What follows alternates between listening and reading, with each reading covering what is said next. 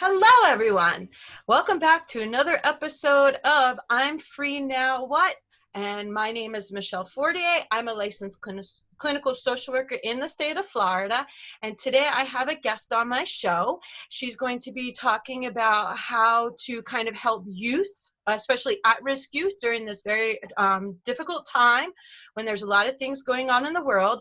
She is also a licensed clinical social worker, and I'm going to let her go ahead and introduce herself and how and why she is an expert in this topic. So go ahead and introduce yourself, my friend. Thank you. My name is Drionne Arney. I am a licensed clinical social worker. I have worked with youth, specifically at-risk youth, for about 8 years now, since 2012.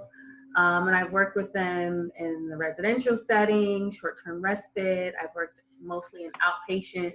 And so that's working with the kids, their families, parents, siblings, at home, in school, or anywhere out in the community where they're able to receive the services. In my role now, my clients come to me as part of a juvenile drug court program. And so a lot of the youth that I serve are court involved. They're involved with the Department of Juvenile Justice. They at some point were arrested. Some are completing the program as a diversion.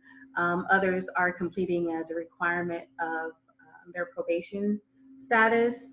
And then in outpatient, we also see clients that have some sort of substance use issue. They want some help, they want support. So that's where I come in. Don't forget your private practice too.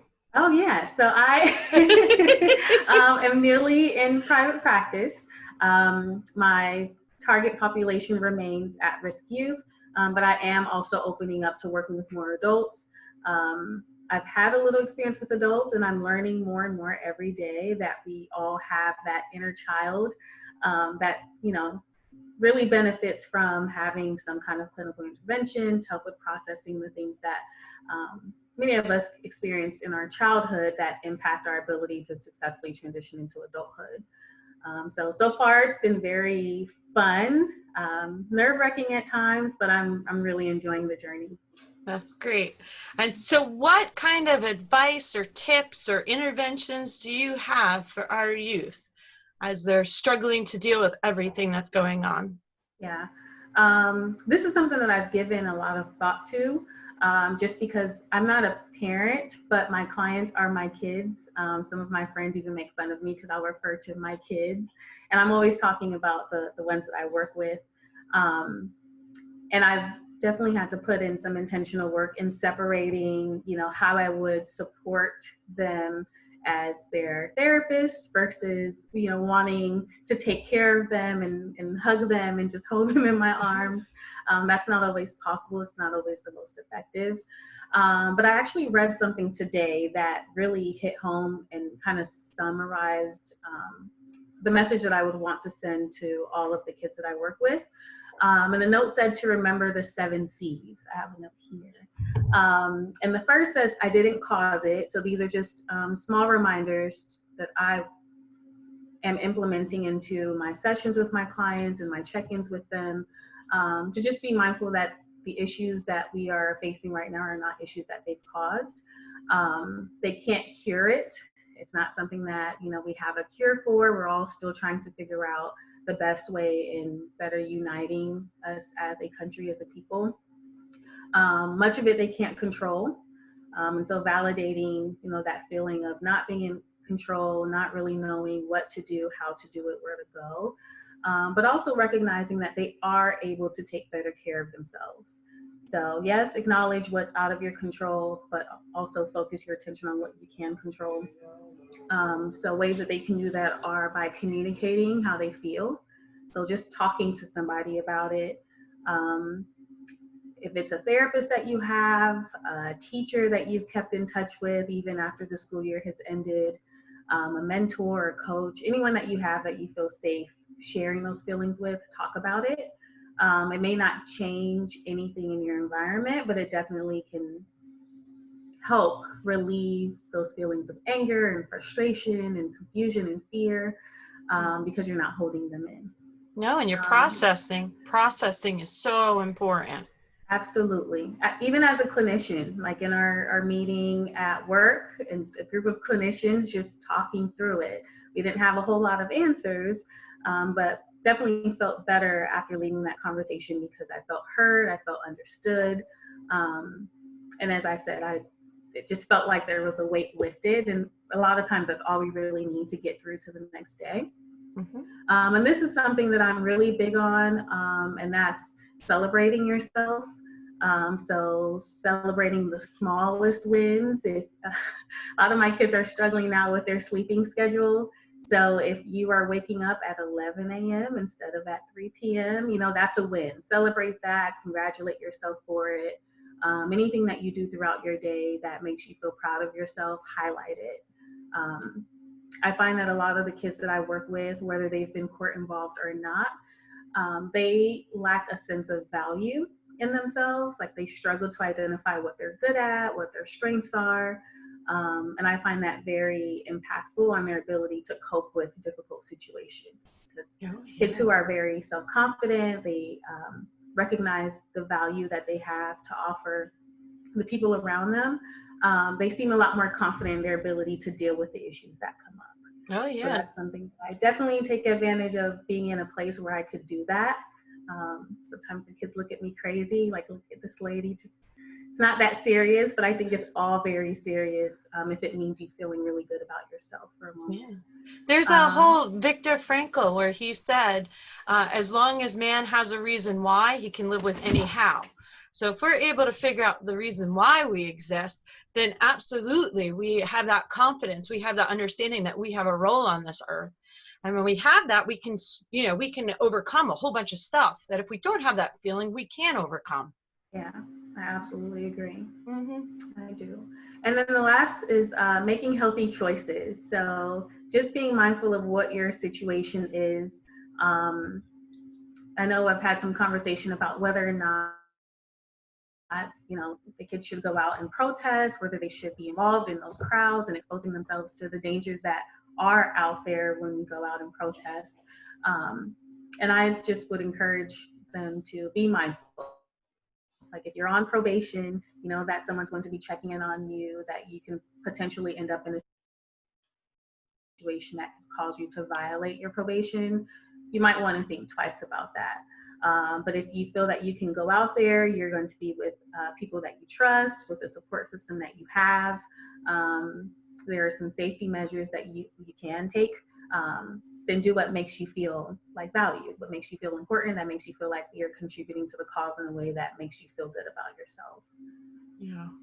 Yeah. And it's good that you remind them too, because sometimes people go into something and they have the best of intentions, but they don't sit back and look at it and go, oh, wait a minute, I'm on probation. I really cannot, because part of the stipulations of probation is not having any contact with law enforcement. Exactly. And going out to protest, you more likely than not are going to have some sort of contact with law enforcement. Yes. So there's kind of, stepping back and helping them to understand that risk, that, it'd be nice to go out there and do all this, but for you, the risks are so much higher than, say, like it's much higher for them than it would be for you. You go out, oh, well, they might look at you sideways at the board if you get arrested, but then you're like, oh, it was for a protest. They're like, yay, social workers. Exactly. But for an at-risk youth that's already been involved with the criminal justice system, this might not be something that they need to be doing, so that way they can avoid the trajectory. Because we both know the trajectory. Yes. The younger that they get involved, yes. the more likely they are to continue to be involved. And we need to break that. Absolutely. And so by just carte blanche saying like, oh yeah, go out, protest, like that's not keeping in mind the unique needs of the people we serve. Exactly. Yep. So, and that's something for the adults that are listening. If you are on any sort of probation, don't be going down there. Well, even as a therapist, as a clinician that works for a community agency, like in our discussion this morning, we were asking, like, if we were to go out and protest and we were to get arrested, would we lose our jobs? And so Probably. probably.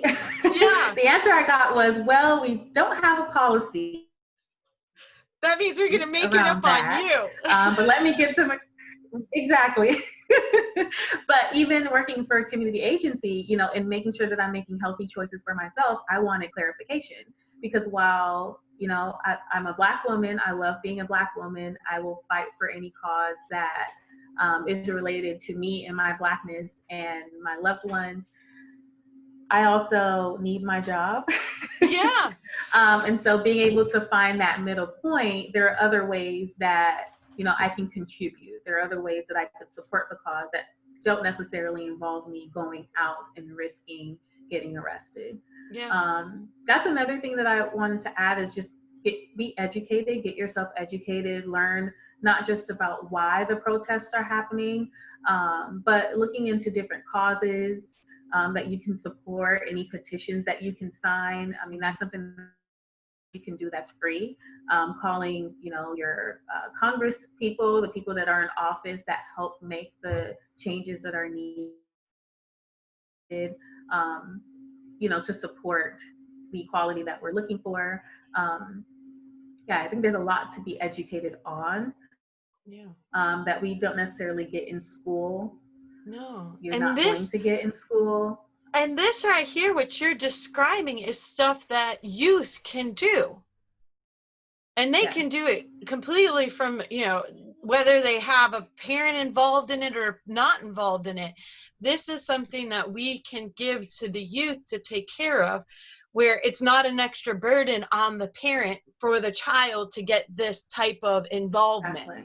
Especially when you talked about a lack of control and feeling control. Them being able to have this outlet might be something very beneficial. I just lost my headphone. I agree. I agree. On social media, I go back and forth, but I definitely feel like having a balance in how much exposure we're getting to social media is important.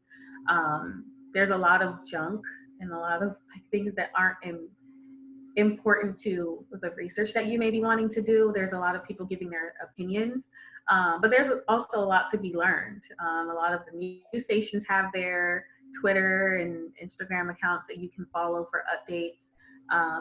If you're someone who likes to hear other people's opinions, you'll definitely get that on a Twitter or Facebook. If you want to engage in conversation, if you are someone who feels like you contribute well when you engage in conversation, you feel like you need a space to ask questions, social media can be very helpful for that. But too much exposure, I don't recommend. So if you feel like you're getting burnt out, you're getting frustrated, you find yourself super involved in a conversation that's not making you feel good, remove yourself. You know, take a break, come back to it after you've had some time to take care of yourself, and just being mindful of how you feel when you are exposed to different things is important. Yeah, because this is not a sprint. This is a marathon. So people Absolutely. need to take care of themselves. Absolutely. And we need to make sure that the youth are taking care of themselves and making sure that they're guided in a way that's positive. Yes. And that helps further where everything needs to be going, where they don't need to get in any more trouble. No more trouble. Agreed. I know a lot of my kids, they all are so smart and so talented. But even like just immersing yourself in a hobby, something that you enjoy doing. I am a big advocate for like fitness, working out, getting out, sweating a little bit. We do know that like exercise helps release those happy hormones, those feel-good hormones. So doing enough of those things that make you feel good, even just once or twice a day, finding moments throughout your day to feel good, I think is important. Mm-hmm. And how do you recommend that youth approach people that might not be so supportive of the Black Lives Matter movement? How do you coach them to deal with that and not get frustrated or angry? Interestingly enough, at least in the role that I'm in now, I've had a lot of clients. Most of them have been young Black males, age 13 to 18. And I haven't had one that didn't at some point in our relationship with each other share about a negative experience that they've had with a law enforcement officer. And they all have expressed some discomfort with talking about it, with sharing it. They don't feel understood. They share that there have been times where they got really frustrated trying to explain to a parent or a teacher or just another adult what their experience was and feeling heard. And so for a lot of them, I was the first person that they shared that experience with. For others, they share that was the first time that they felt like someone actually understood what they were saying. It's a conversation that I really do like having in a group setting, just because our groups are a little bit more diverse than my individual caseload of clients tends to be. And the kids do very well, like having the Black kids and the white kids and the Hispanic and the Latino kids, all the kids of different races and cultures together in a group, they handle those conversations very well. I find that they struggle more with the adults. And what I would say to them is to handle that conversation like you would any difficult conversation that you feel like isn't being productive. Share your opinion. If it's not welcomed, thank that person for their opinion and walk away. And the conversation, I look at that as kind of like a gift that you can either choose to receive, or you can say no thank you and leave it where it's at, and continue to have a conversation with the people that make you feel like that conversation is productive, that not only are you getting your point across, but you're maybe learning from the conversation, and maybe that person can then take on a more difficult person. I also don't believe that it is the responsibility of the oppressed to get the oppressor to understand. I don't think that that's very effective. I think if it was effective, we wouldn't be where we are today, because the protesting isn't new. The fear, the stories of the fear that we hear that Black people traditionally have of the police is not new. None of this is new. I think what needs to happen is, more of the allyship, more of, white people and people that aren't Black or people of color speaking up and helping and educating, their peers about what the issues are, why the upset is what it is, why people are looting and rioting, and, they've just gotten tired. So some people feel more comfortable with entering conversations with people that they know their opinions conflict with. A lot of people aren't. In my experience, kids tend to be the ones that aren't as comfortable with being vulnerable and jumping into those situations. But if you are, go ahead and do it. We need you. We need you. I think everyone has a role. And so just recognizing what your strengths are. If you are a debater and you're willing to, take that on and going back and forth with someone, do it. If not, like I said, find other ways to express yourself. Maybe sharing your opinion on social media is a good way to do that, because you can mute people. You can engage in back and forth with the people that you choose to have those engagements with, while still getting out what it is that you want to share. Yeah, that's real now. That's absolutely real now. Yeah. Well, thank you, Drionne. Do you have any other things that you would like to add? I don't know. I'm thinking about the parents that may be watching this video. Oh yeah, go for it. I know I've been trying to check in with a lot of my parents, just because I know that this isn't easy for them either. When I work with kids, I'm working with their families. I'm working with anyone who's involved in their life, that's present in the home, because what happens to one typically impacts everyone else in the home. I know here in Tallahassee, last week we had a Black trans male that was killed by law enforcement. Yeah. And so in the midst of hearing about George Floyd and watching those protests kind of build, we were here in the community experiencing our own, very close. And so just to parents, I know it's hard. I think we all know that it's hard, and you have that extra burden of trying to process and figure it out for yourself, while also trying to keep it together and figure it out for your children. And kids love when their parents are human, when they can see their parents be human in those human moments. And so I would encourage parents to engage your kids in those conversations. If you're wondering how they feel about what's going on, ask them. Yeah. if you're not sure. And be willing to hear what they have to say too. Absolutely. Don't ask them, be like, no, that's wrong. No, that's exactly, because then that defeats the purpose of asking. If you know that you're going to react that way, don't ask. Don't ask. Don't ask. You ruined it. You ruined it. Any chance you had of a bond, like, it's gone. So if you're going to ask how they're doing and how they're processing, be okay with whatever answer you get. Absolutely. I just needed to add that. Just needed to. No, I appreciate it. I appreciate, because that's a big reason why kids don't share. I don't know anyone, even adults, who are openly willing to share things that they don't feel like will be received in a way that makes it feel worth it. So absolutely, ask questions with the intention of hearing, listening, and it doesn't mean agree. It does not mean agree. It doesn't mean that you agree. You can agree to disagree. They don't even need to know that you disagree with them. Just allow that space for them to share, especially if you are the one that's initiating the conversation. Yeah, especially since they're learning, they're developing and growing and figuring out what everything means.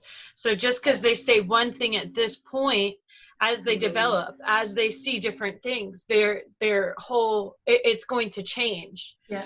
So parents need to kind of step back and appreciate that and understand that aspect too.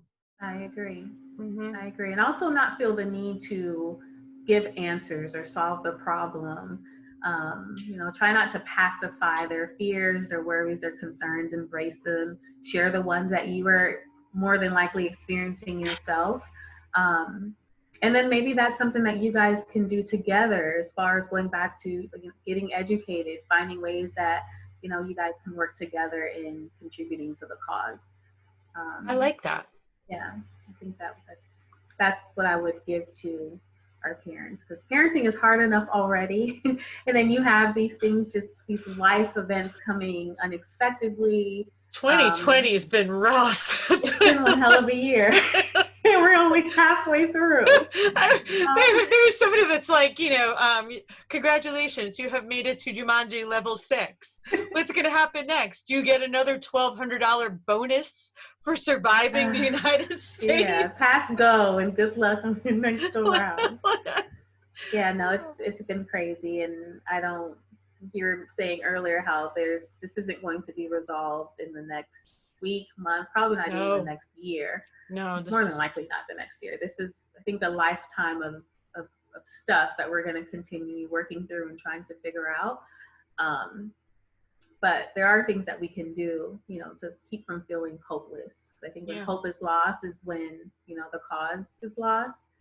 So just stay hopeful, find your place, whether that's in your home and on Facebook or Twitter, or if that's out at a protest. Even like maybe giving out water. I know that there were people that were giving out water and food, and so they were there to support, but they weren't necessarily involved in the marching and the protesting. So doing what feels good to you. If just watching feels good, watch. Don't feel the pressure to do anything more than what's comfortable for you, but just be mindful to take care of yourself. Oh yeah, absolutely. And I was just thinking, as you were describing like the longevity of this, I do trauma. I do trauma work, and it takes forever to get the trauma out of the body, to process the trauma. And sometimes it's like, if you've had years of trauma, you are definitely not going to cure it in one session. That's like years of therapy, years of intervention, and years of self-care, and knowing when to, just make sure that you're processing and coping and doing all the things that you need to. Yeah. So, and this is, I know most of my kids actually have lost a friend or family member, if not to police violence, to some sort of gun violence. And so I'm sure that this is just re-traumatizing a lot of them. And so parents might see their kids are withdrawing, they're not talking as much. They may be just re-experiencing that grief from the losses that they've already experienced. And so just recognize that is normal as far as, that healing, that grief process is concerned, but it is very important to remain engaged with your child, to ask those questions. How are you doing today? How are you feeling? Create that space for them to share when they aren't feeling very good. It They're is going through it re-triggering. too. Yeah, and it's triggering. I hate to use that word because it's been co-opted by, the other side. Like, oh, the Yes. snowflakes are being triggered. But it's a mental health word. Like when, people are, reminded of their traumas, it Yes. can be triggering into dissociation, paranoia, and dissociation with children looks like laziness. It looks Absolutely. like not wanting to do schoolwork. Yep. And these things are, it could just be that your kid doesn't want to do the work. I mean, the school year is over. But it could also be like if they're not doing chores, if they're, kind of Absolutely. disengaged and they have a history of trauma, if there's been big losses. This could be with Mm-hmm. everything going on with this constant onslaught of violence coming through on every medium.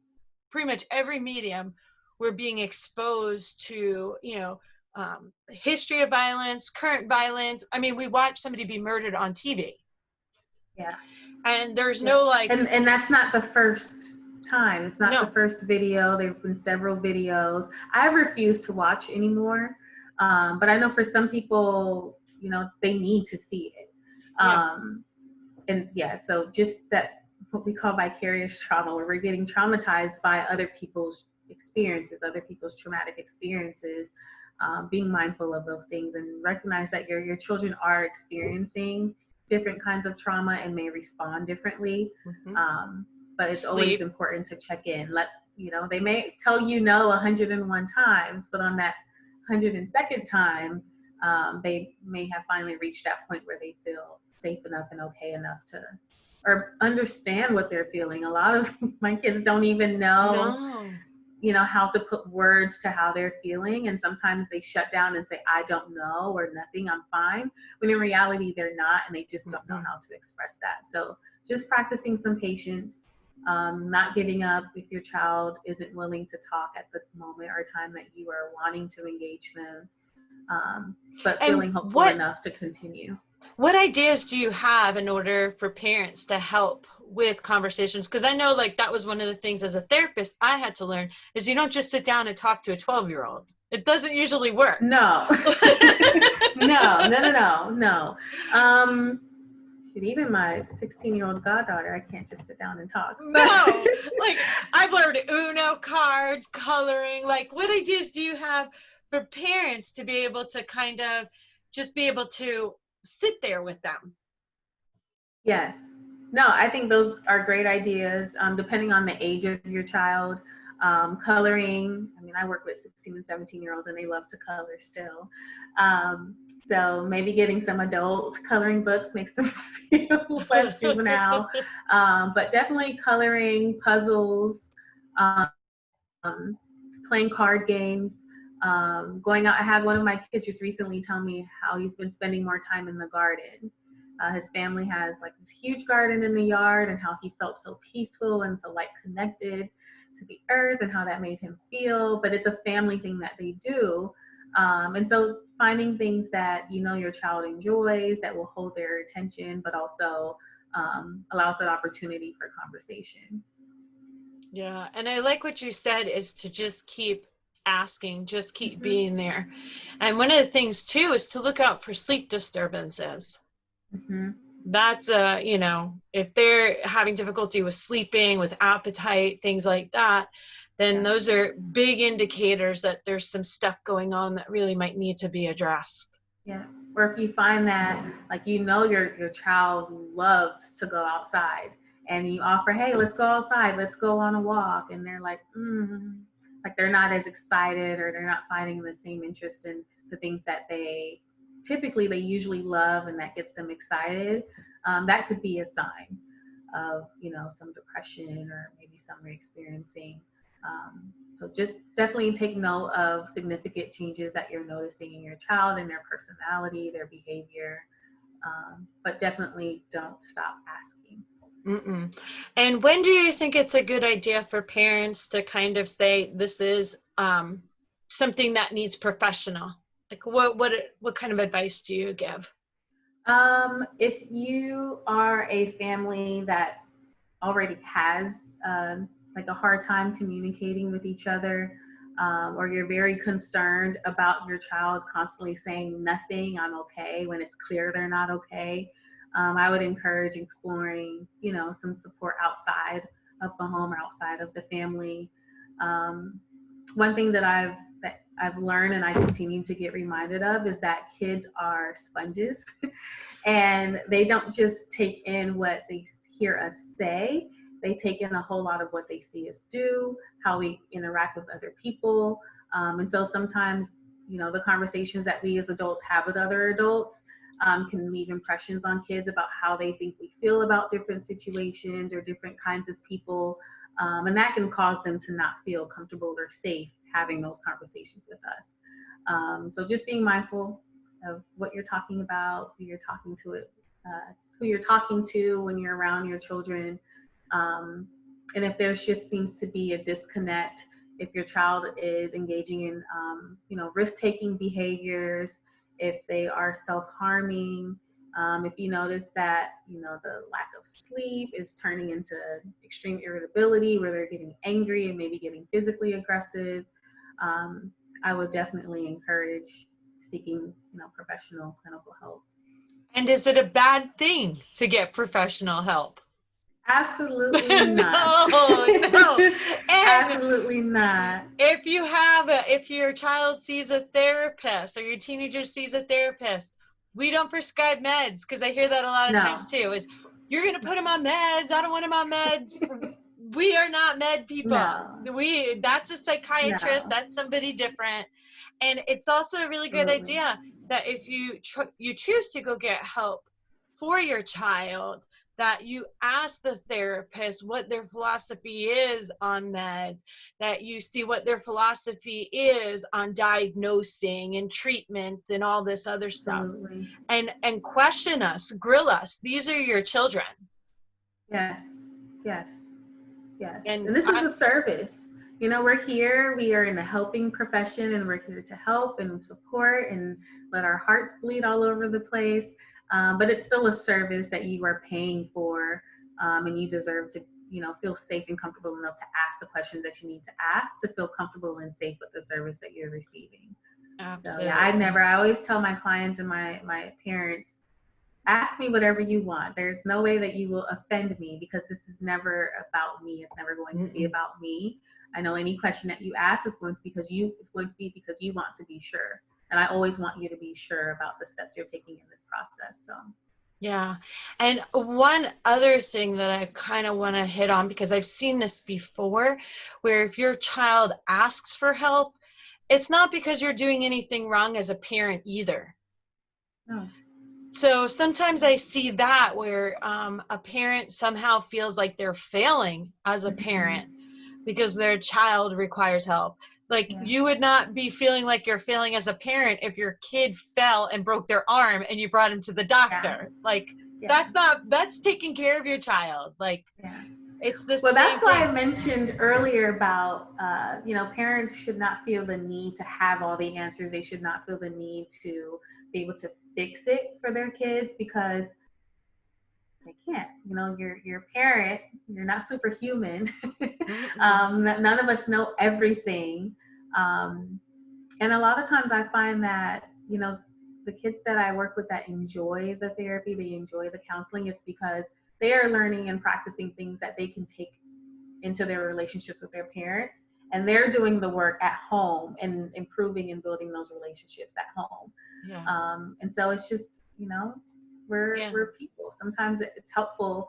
I don't know too many parents that talk to their kids about their friends. I mean, like their issues that they have with other friends, and you have a place that you go to for different issues, different things, different needs that you have. So in the same way that I know most parents won't gossip with their kids about their friends, and if they are, we got some boundary issues. We got some stuff to work on. Exactly. It's not appropriate. It's not appropriate. There are some things that, some kids, I know me as a kid, I had other adults in my life that I sometimes felt more comfortable or felt like, okay, this person could give me a point of view that would make me better understand where my mom is coming from, because I'm not understanding her. No. And so, yeah, we are bridges.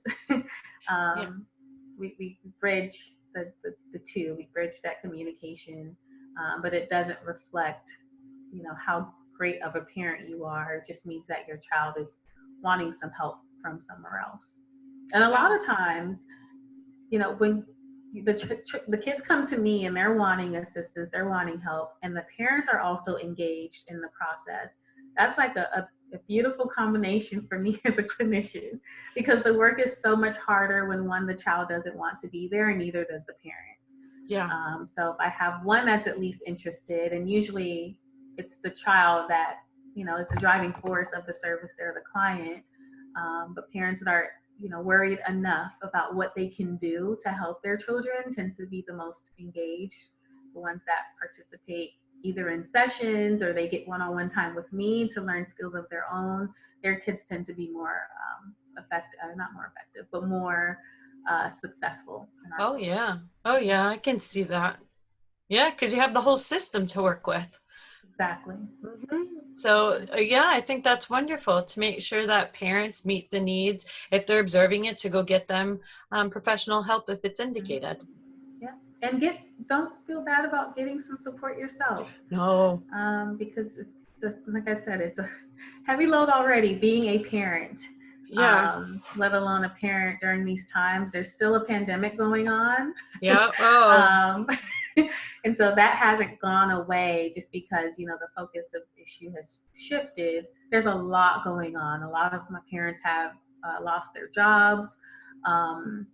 Kids are home from school. They're not working, so they can't afford to keep the fridge stocked with food. There's a lot of other things going on that just make being a parent really harder than usual right now. And anyone in that situation, I think, could benefit from some support.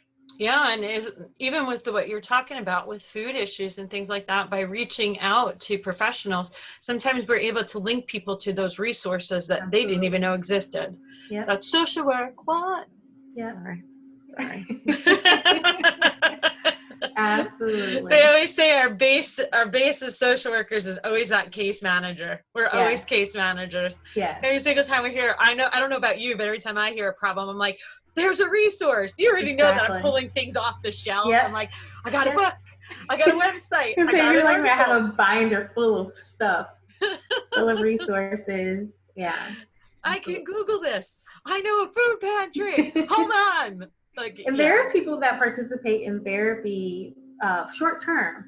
Counseling therapy doesn't have to be this long, drawn out process. It could be that you're having difficulty with one issue. You work with a therapist and that issue has resolved itself, or you work to resolve the issue and then you're done. So it doesn't have to be this super long, super deep relationship that you have for the rest of your life. It's kind of like an emergency room for your mental health. You pop in, you get what you need. Most of the work is usually done at home or on your own anyway. You just have a therapist as a guide, as someone who can check in with you, who can hold you accountable for all of doing the things that you identified as things that you want and need to do for your health. All right. Is there anything else? No, I think I talked enough. Thank you for having me on this platform. I think this is very important. I watch your channel a lot. I know that you have a lot of other viewers. I think it's just really important to have a space that we can talk about the different ways that different groups of people are experiencing this time. And I'm always down and willing to provide some tips on how to better manage, tips that I'm using myself. Yeah. So we're all trying to manage it one day at a time. Oh, I know it. I didn't get any sleep. To be honest, there was no sleep last night. I was like, I can't sleep. I didn't take Webb's advice from the last video. She's like, girl, just sleep. And last night I woke up in the middle and I was like, world is on fire. World is on fire. I was like, I don't know what to do. It's a crazy world, and I was really looking forward to 2020. What was I thinking? Me too. It's like Me too. Nothing could be as bad as 2019. Can I add that? Because 2020, besides what we're talking about, 2020 has been a good year for me, just in general. And I've been in a few conversations where it's just been reinforced for me, and I will share this. don't feel bad about having good moments, about Oh, having no. happy moments, about having, happy celebrations and good things happen to you, while we're hearing and seeing about so many negative things happening, around not just our country, but around the world. Just because you deserve it. That goes back to celebrating yourself. Don't Yeah. You celebrating yourself doesn't minimize or diminish No. anything else that's going on. So No. please do that. And Please. there's, I'm a big DBT therapist. That's Yes. my big therapy. And there's that whole thing that DBT is, we can exist in a world of opposites and understand that both of them are equally valid. So we can understand that, the world right now, big parts of it are a literal dumpster fire. While at the same time, understanding that there are also parts of this world that are absolutely beautiful and breathtaking and are just glorious in their nature. And both of those things exist in the same world. Absolutely. And one other thing that you spoke about is in DBT, that goes into where we build up positive experiences to negate the harm of the negative experiences. So if we're going to say, I can't, have this positive experience right now because there's so much bad going on in the world, we're not putting into our bank account. Exactly. We have to put into that bank account in order to be able to show up. We can't show up if we are completely emotionally drained. That's you can't be effective. No. If you got no sleep and how are you going to march anywhere? You're going to fall over. Exactly. You can't give what you don't have. So make sure that you Exactly. fill that tank so you can give when you need to. Yeah, and that's something as social workers they keep drilling into our head is Yeah. self-care. Yeah. An empty pot has nothing to give. Absolutely not. Empty kettle. So, anything else? No, I think we covered it all. All right, sounds good. Is there any contact information? You have a Psychology Today profile. I do correct? have a Psychology Today profile. You can find me on there. My name is Drionne Arney, DrionneArney. I'm also on Therapy Den under the same name. And you can also visit my website at cultivative with the TIVE counseling.com. And I'm also on Instagram at Cultivative Counseling. Excellent. Now I already follow you. All right, Drionne. I'll Thank you, talk to you Michelle. later. All right. Let me stop recording. Okay.